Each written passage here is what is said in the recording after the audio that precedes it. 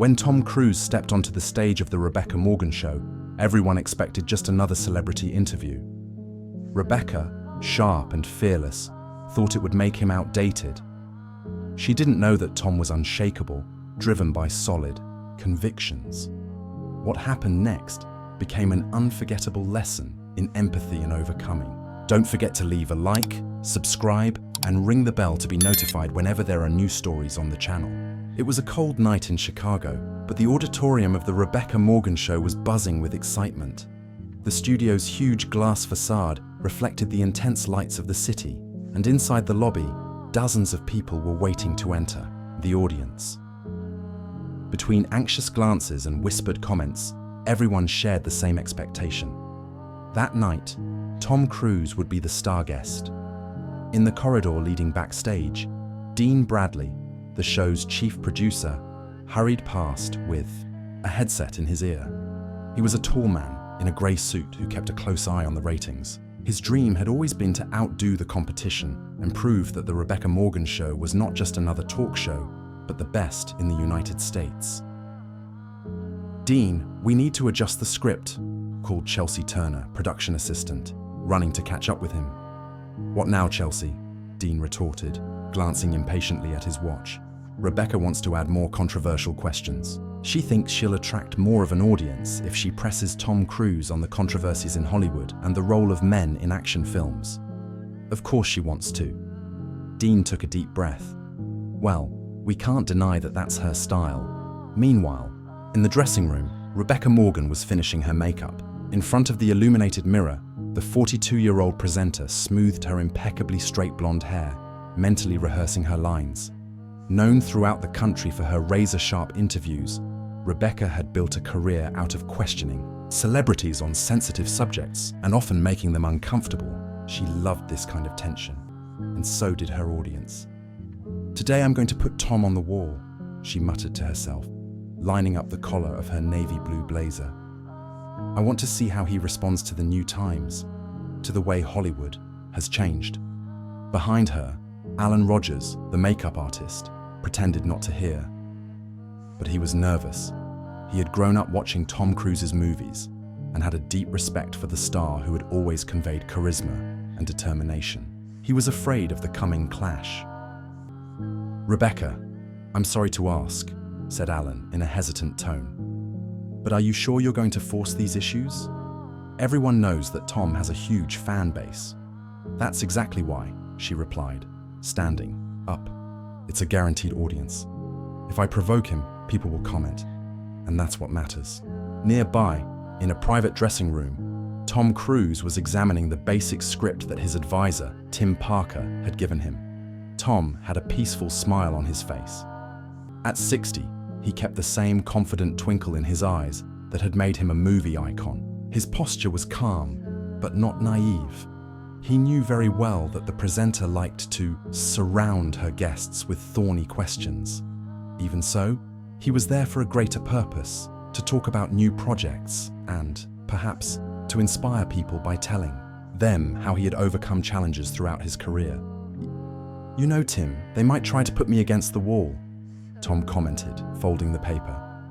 "But I have nothing to hide. I'm going to speak my mind without disrespecting anyone." "Right. Just be careful, please, with the provocations," Tim warned. "Rebecca loves to manipulate answers." "Don't worry," Tom stood up, lightly tapping his advisor on the shoulder. "It won't be my first roller coaster." Dean Bradley, backstage, through headset. 10 minutes to go on air. "Team, everyone in their positions, please." The audience was ushered into the studio, seated in armchairs in front of the stage. There was a shiny electronic panel with the name of the program, The Rebecca Morgan Show. The house band, positioned in the corner, was already playing a background tune to warm up the audience. Rebecca emerged from behind the curtains, flashing a bright smile as the audience applauded her enthusiastically. She waved proudly to the audience and sat down in the center seat, adjusting the microphone in front of her. "Good evening, Chicago," she greeted, receiving even more applause. "Tonight, we're welcoming one of Hollywood's greatest actors, someone who needs no introduction." Backstage, Tom took a deep breath when he heard the name announced. The stage manager, Brian Smith, signaled for him to enter. With firm steps, Tom Cruise emerged from between the curtains, waving to the audience. The studio erupted in applause and enthusiastic shouts. He walked to the seat in front of Rebecca, greeting her politely. "Tom Cruise, ladies and gentlemen," Rebecca added, smiling as the frenzied noise of the audience gradually died down. As soon as they were settled, she began with the usual trivia. Favorite films, notable action scenes, behind-the-scenes Hollywood. Tom responded with genuine friendliness, telling behind-the-scenes stories and entertaining the audience. However, Rebecca soon changed the tone of the conversation. "Tom, you've built your career on characters who symbolize strength, determination, and often independence." She straightened the binder on her lap. "But Hollywood has changed. Many say that these images of tough men no longer fit in so well with today's society. How do you react to this criticism?" The audience fell silent, sensing the spark of tension. Some seemed to be waiting for a confrontation. Tom leaned back in his chair and sighed. "I think every age has its own way of interpreting courage, Rebecca." He smiled slightly. "What really matters is the essence: determination, empathy, perseverance. I don't see a problem with us evolving over time, as long as we don't lose respect for our origins." Rebecca leaned forward, sniffing for a hook to go deeper. "So you think there's still room for the figure of the unshakable hero?" she asked, looking at him intensely. "Some would say that's old-fashioned. If by hero you mean someone who doesn't give up, who tries to do the right thing and at the same time respects differences, then yes, I think there will always be room," replied Tom without getting carried away. "But if you're talking about closed stereotypes, then we really need to adapt." His measured response drew applause from the audience. Dean, backstage, frowned. He wanted a bit more fire in the interview. After all, the promise was high. Tension. Rebecca also realized that she still didn't have the explosive moment she wanted. She tried to provoke. "You say you respect differences, but what about the times you've taken a more traditional stance on certain values in Hollywood? Don't you feel pressured by the new generation?" Tom looked at him calmly. "Rebecca, I think everyone is free to have their own values. But for me, the real problem arises when we try to impose our beliefs on others without listening to them. I grew up in a competitive environment full of huge egos, but I've learned that humility and empathy never go out of style."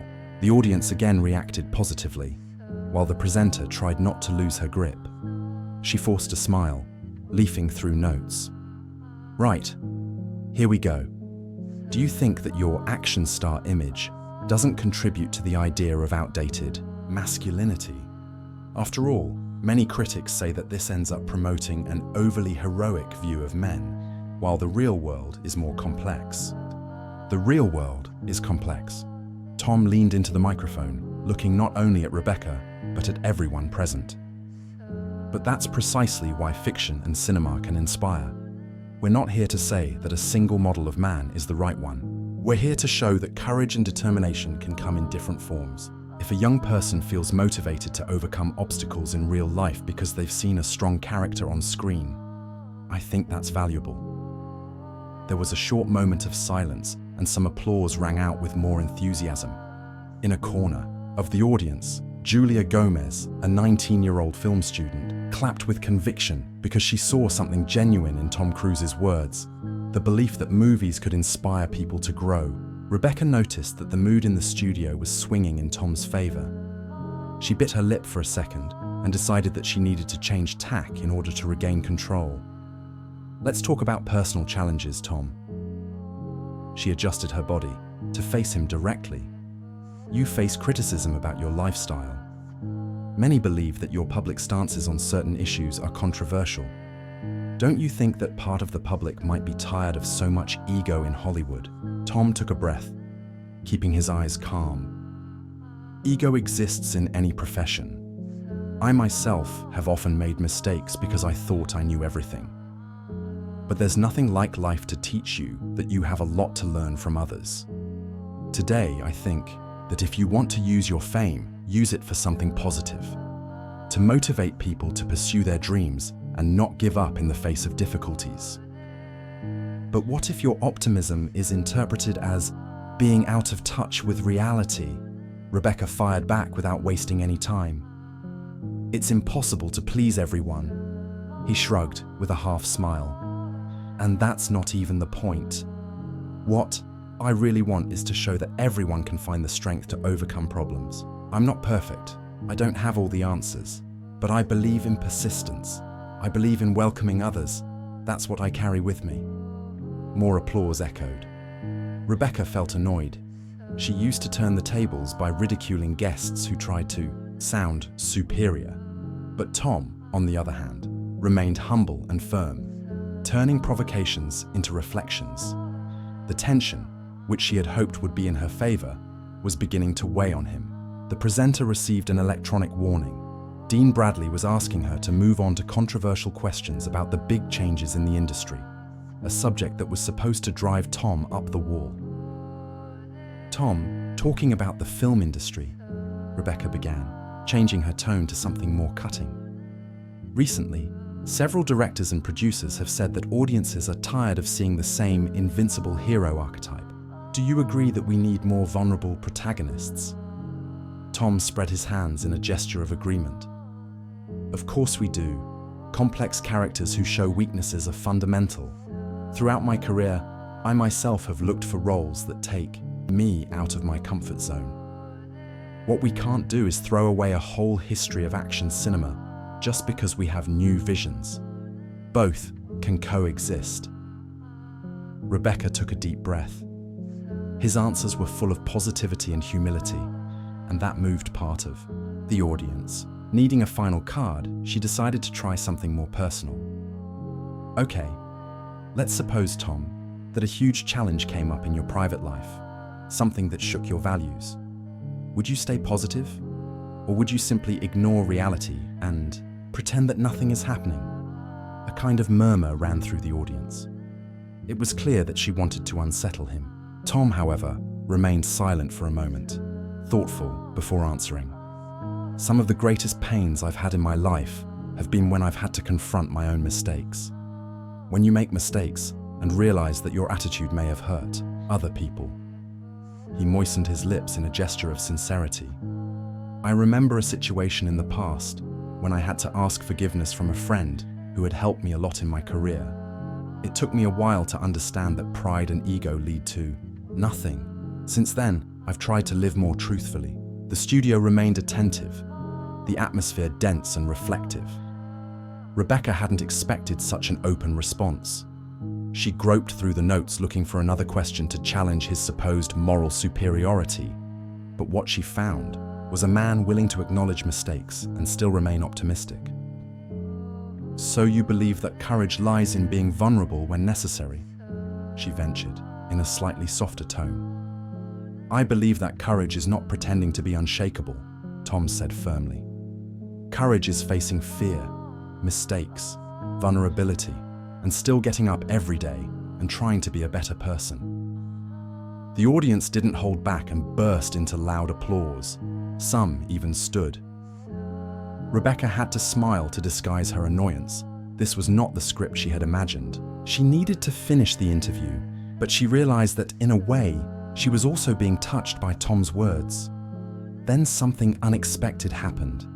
Dean Bradley burst onto the stage from the side, clearly tense. He whispered something in Rebecca's ear, who widened her eyes and, trembling slightly, asked the audience to excuse her. Everyone, we've received some news. She swallowed, still holding the microphone open. Unfortunately, there's been an incident in the lobby. Someone seems to have fallen ill. The security guards and some of the team rushed to help. The atmosphere became heavy and uncertain. Tom stood up, looking backstage with sincere concern. Without hesitation, he approached Dean. What's going on? Is there anything I can do? Tom asked. Dean, who until then had only been thinking about the audience, was stunned. It looks like it was an anxiety attack. We've got a paramedic here, but we're not sure. Tom, oblivious to the cameras, left the set Rushing into the lobby with some of the production team, the sick person was Mark Foster, a fan who had come from another state to see the live recording. He was sitting on the floor, panting and pale, while a paramedic tried to calm him down. Tom approached carefully and, in a low voice, offered his help. "Hey Mark, my name is Tom. Can I stay here with you?" Mark was panicking and in a cold sweat. He nodded but couldn't speak. "Breathe with me slowly," Tom instructed, showing genuine calm. He began to breathe in and out in a controlled rhythm, trying to get Mark to follow him. Gradually, Mark's face regained a little color. The paramedic finished administering a mild drug. When the boy's breathing had stabilized, Tom remained there, kneeling beside him, asking if there was anyone else he needed to contact. "I came alone," Mark whispered, visibly embarrassed. "I was nervous. It's my first event like this. I didn't expect to feel so bad." "Don't worry about it," Tom replied, holding his hand for a moment in solidarity. "The important thing is that you're okay." The scene, captured by the camera that was following the situation, showed a sympathetic, human Tom Cruise. And at that moment, there were no scripts, no armed questions, just a famous actor, on his knees, helping a fan. A few minutes later, with Mark calmer and being accompanied by nurses, Tom returned to the stage, and Rebecca decided to end the live show with a brief speech, as there was no mood to resume the controversy. She was visibly shaken by what had happened. "Well, everyone," she began, her voice a little shaky. "We had a bit of a scare, but everything seems to be under control. I think there's nothing better than closing with a wish for a speedy recovery for our viewer and a reminder that we all need to empathize with each other." The audience applauded, and without prior script, Rebecca stretched out her hand to Tom Cruise, inviting him to speak. He hesitated, but accepted the microphone. "I just want to say that I hope Mark will be okay, and that we can all remember that sometimes what we call strength is not just winning battles on the silver screen, but also standing by someone who needs help." He gave a gentle smile. "Thank you, Chicago, for the reception." The studio gave him a standing ovation. Dean, backstage, turned off the electronic scoreboard, feeling a mixture of relief and bewilderment. That night hadn't gone according to plan, but somehow the audience had witnessed something real with a great impact. The next day, newspapers and social networks were buzzing with comments. At first, it was hoped that the interview would go viral because of the confrontations between Rebecca Morgan and Tom Cruise. Instead, what made headlines was the actor's empathetic gesture in coming to the aid of a fan. Amateur videos of the moment circulated all over the country, and phrases such as, "Today I saw what it really means to be a hero," filled the timelines. Rebecca Morgan, in her luxurious apartment in upscale Chicago, watched the clips of the show with watery eyes. She realized that, over time, she had become so obsessed with taking apart her guests that she had forgotten that each person has their own journey, and that a real conversation could touch the public much more than provocations calculated to generate headlines. Across town, Mark Foster was discharged from hospital. He was still shaken by the anxiety attack, but couldn't believe that Tom Cruise had stopped everything to help him. "He treated me like someone important," he repeated in amazement. It gave him the strength to seek therapy and take better care of his mental health. Dean Bradley returned to the station the next morning, already prepared for a flurry of calls. But instead of criticism, he received praise. The audience had exploded, but not because of the scandal, but because of the example of empathy shown live. He raised his eyebrows in surprise, wondering if perhaps not every great TV moment needs to come from a confrontation. Meanwhile, Tom Cruise left for his next appointment, remembering Mark's relieved smile. If anything remained from that night, he thought, let it be the lesson that in the midst of chaos and differences of opinion, humanity can still speak louder. 2 days later, Rebecca Morgan opened her show with a different countenance. She excused herself from the audience and gave a short speech. "I've always believed that my mission was to bring heated debates and complicated issues to the fore, but I've realized that we can go beyond controversy. I've learned something recently. Showing respect and empathy doesn't make us lose relevance. On the contrary, it brings us closer to people, and that is the true function of a communicator. Applause echoed in the studio.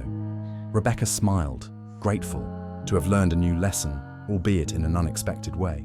And so, in the midst of the spotlight, criticism, cheers, applause, and twists and turns, that interview that promised to be a confrontational spectacle turned into a true story of compassion and personal growth. The moral of the story is that sometimes we spend so much time trying to prove a point or win an argument that we miss the chance to truly connect with people. Strength lies not only in winning debates, but in being there for others when they need it most. Whether you're a Hollywood star or an anonymous person in the audience, empathy and respect can open much deeper paths than any controversy. Ultimately, what remains is the reminder that heroes are not just those who jump off buildings or face villains in the movies, but also those who kneel beside someone in difficulty, offering a helping hand and a heart willing to listen.